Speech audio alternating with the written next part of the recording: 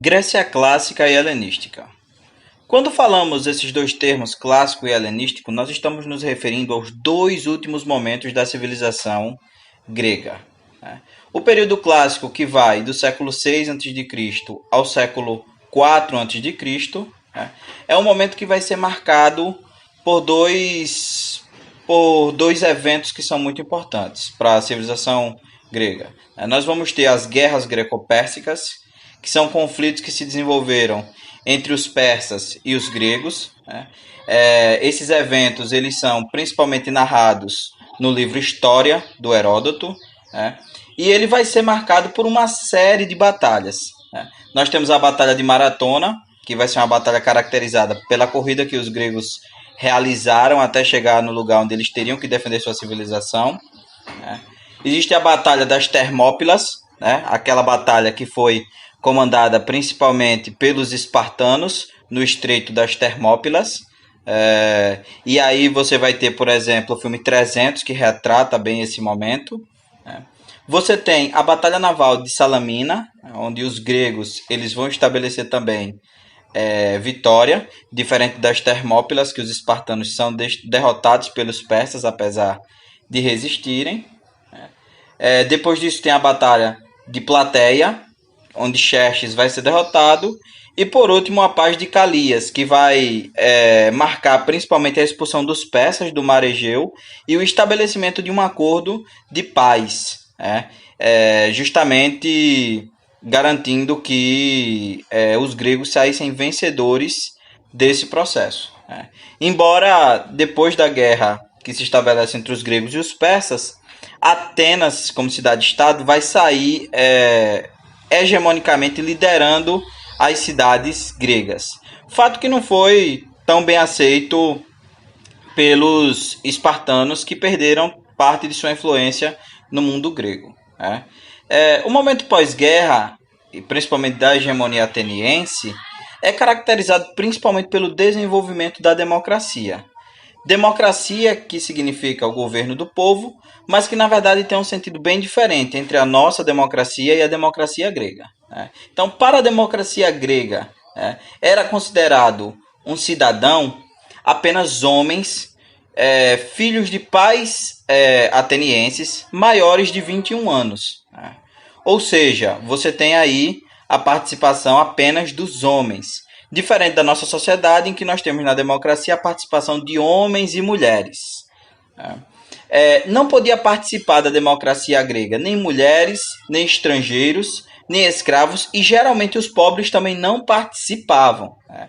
Diferente da nossa sociedade, em que, por exemplo, a nacionalidade ela pode ser adquirida através da residência no país ou através por meio de casamento, né?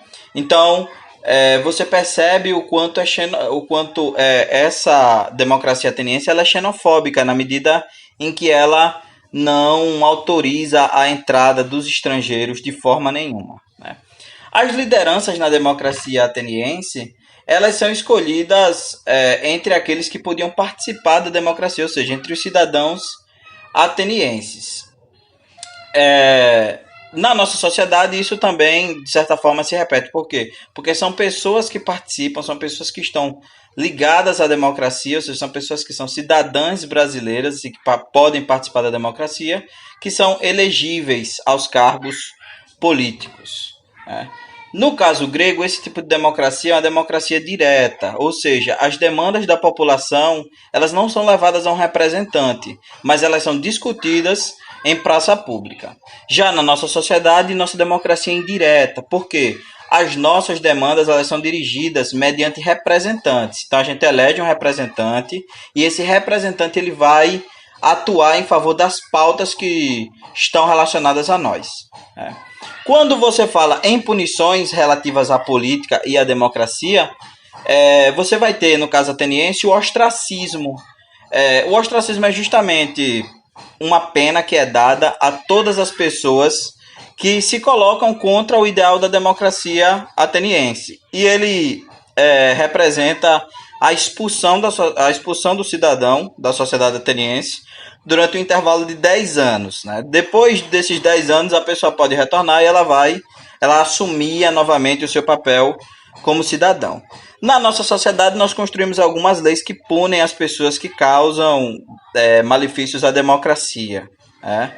Por exemplo, nós temos a lei da ficha limpa, que é uma lei que concede inelegibilidade a pessoas que cometeram atos como corrupção.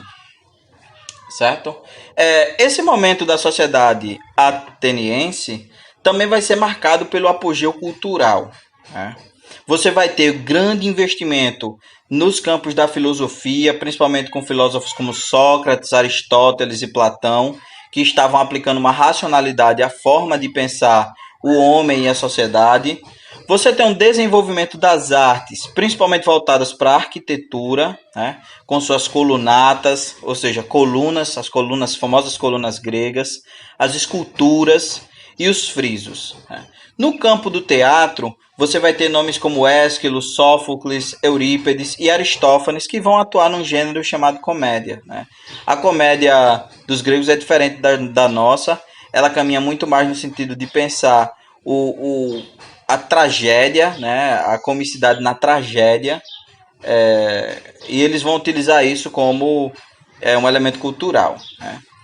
Para que essas pessoas se liberassem de suas atividades comuns e pudessem se dedicar à filosofia, à arte, ao teatro e à política, foi necessário a ampliação da escravidão, né, porque eram os escravos que realizavam as atividades materiais, enquanto que os outros homens, os cidadãos atenienses, eles podiam dedicar sua vida à arte, à arquitetura, ao teatro e à filosofia. Quando nós falamos de conflitos, nós ainda temos que dizer para esse momento a existência do que chamou-se de Guerras do Peloponeso. Né?